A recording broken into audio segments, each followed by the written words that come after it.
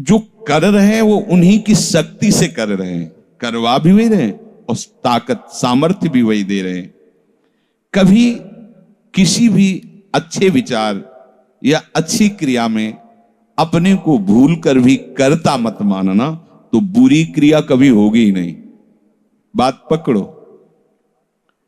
यदि अच्छी क्रियाओं के कर्ता आप बनोगे तो बुरी क्रियाओं से बच नहीं सकते। अगर अच्छी क्रियाओं को देख रहे हो कि प्रभु करा रहे, तो बुरी क्रियाओं का संकल्प ही नहीं उदय होगा।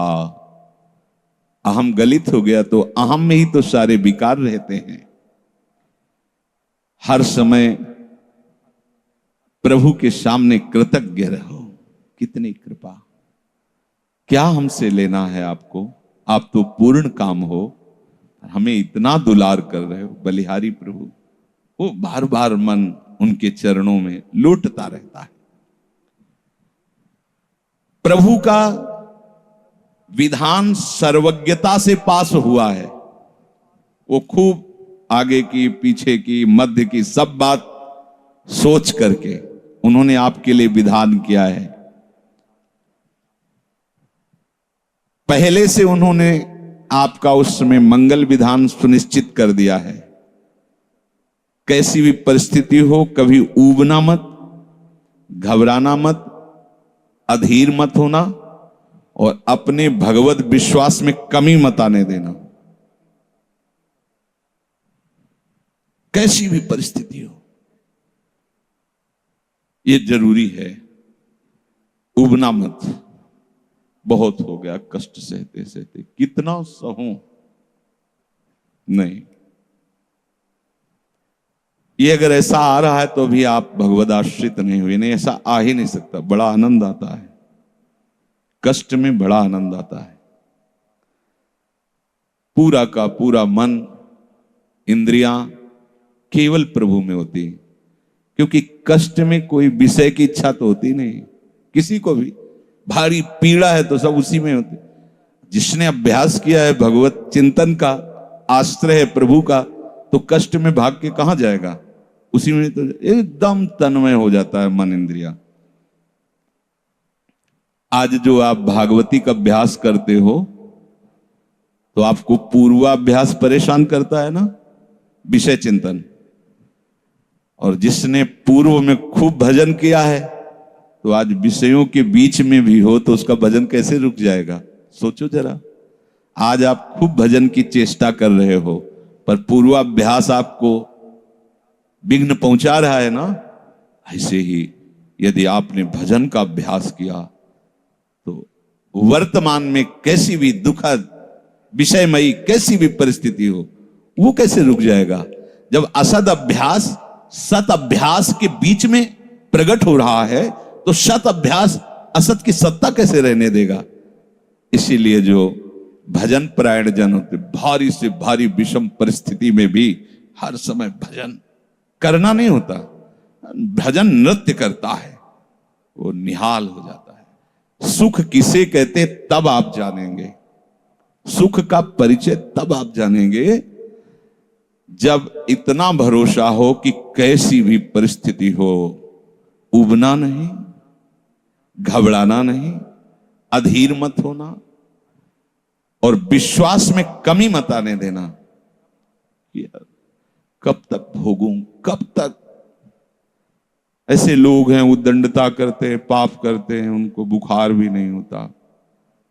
भजन में लगे लोगों को देखो कितना कष्ट। ये क्या है प्रभु, कम से कम उनका शरीर स्वस्थ रखो तो आपका यश गा रहे भजन।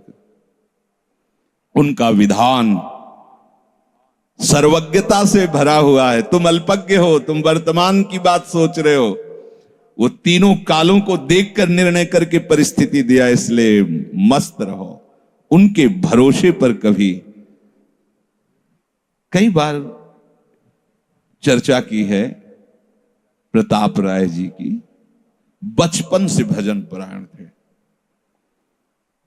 ईश्वर संपन्न घर था, भाई बहनों सब खूब। कुछ दिनों बाद माता पिता पधार गए, पूरा अधिकार। ऐसे भजन में डूबे रहते कि उनका व्यापार था कि जैसे कोई धन लेने के लिए आया तो उसके लिए कुछ गिरवी रखना होता था, आभूषण आदि, और जितनी आवश्यकता है आप धन ले जाइए, और जब धन मिल जाए तो ब्याज सहित उसमें रख जाना और अपना सामान ले जाना। एक बक्सा रखा रहता था और वो आप माला लिए हर समय भजन करते रहे। बड़े वास्तविक आंतरिक वृत्ति से प्रभु में लगे थे। पर उनकी कुल परंपरा का यह व्यापार था। जैसे सदन जी की कुल परंपरा, तो कुछ गृहस्थ ऐसे महापुरुष जो अपने, भगवान भी कहते पर धर्मो भयावहा सुधर्मो निधनो श्रेया, पर धर्मो, वो जो वहां का काजी था उसने देखा कि बिना किसी प्रयत्न के बड़ा आनंद इनके चल रहा है, तो जलन होती, जो भगवत विरोधी जन, विमुख जन होते हैं तो जलन होती है। इसको दूसरे रूप में हम कह सकते हैं कि प्रभु अब उनके भजन का फल देना चाहते थे। दोनों बातें, परिणाम जान गए हैं इसलिए हम कह रहे हैं प्रभु उनके भजन का फल देना चाहते थे, और वो वर्तमान से देखो तो वो द्रोही थे, भगवत द्रोही जन। 3 लोगों ने काजी से मिलकर कहा बड़ा सुख लूट रहा है, हम जाके देखा है, बढ़िया काम बन जाए। वो देखता भी नहीं कि बक्से में क्या रखा गया।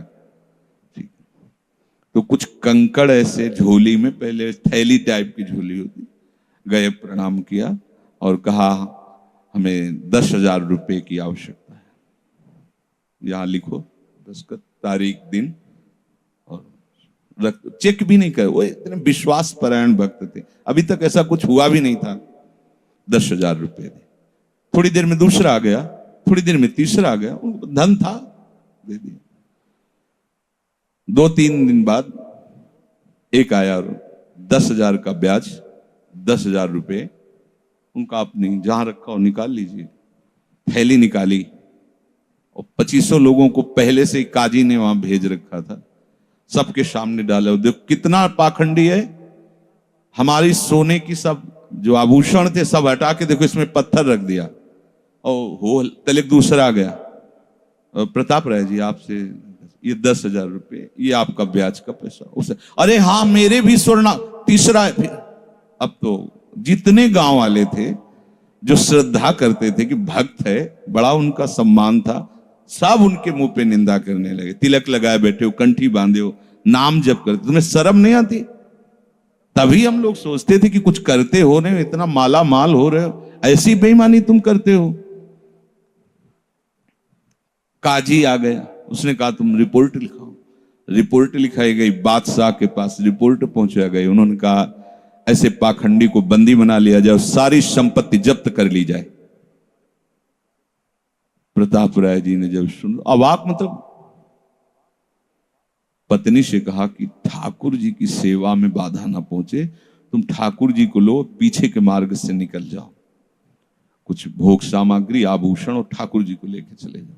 पत्नी ने ऐसा किया, साफ एक बर्तन भी नहीं रहने दिया और उनको हथकड़ी डाल करके जेल में पहुंचा दिया, सब लूट लिया, सब नष्ट भ्रष्ट कर दिया। अब आप देखते जाओ।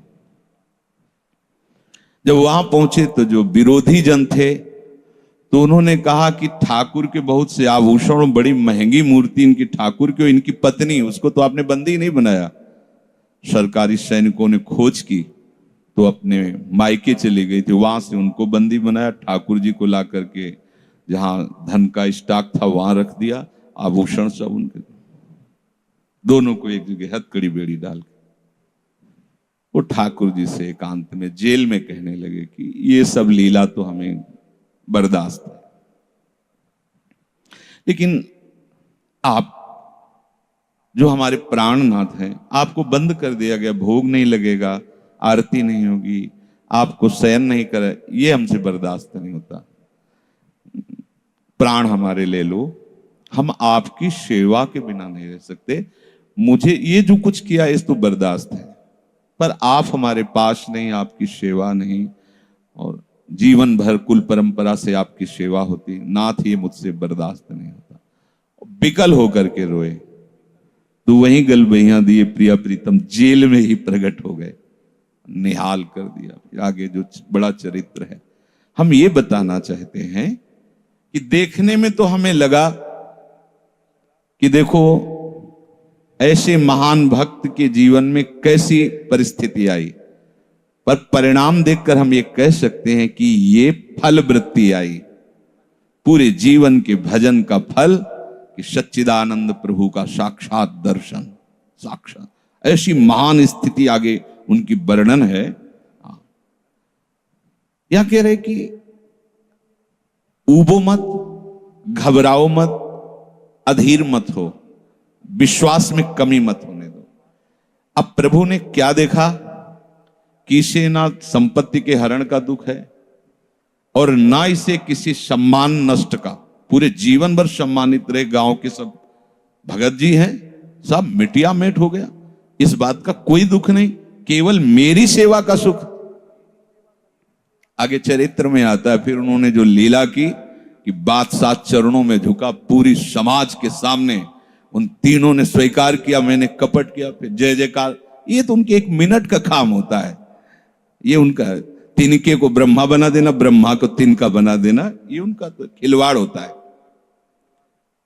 इसलिए कभी विश्वास कम मत करना, क्योंकि ऐसी परिस्थिति आ सकती है कि आपको लगेगा कि अगर भगवान होता, मान लो वहीं थोड़ा सा नकारात्मक सोच कर ली जाए कि ऐसा क्या, जीवन भर आपसे प्यार करके भजन, इतनी भारी बेइज्जती, ऐसा ऐसा।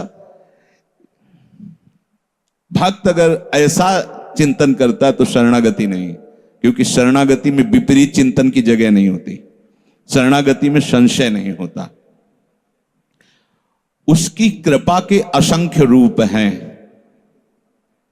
वो आवश्यकता अनुसार जब जहां जैसे चाहेगी वैसा रूप रख लेगी। और आप शरणागत हैं तो आपके लिए अब कृपा के सिवा कोई दूसरा होगा नहीं। बैठा लिए हृदय में, आप प्रभु के शरणागत हैं, अब आप पर कृपा ही कृपा होगी।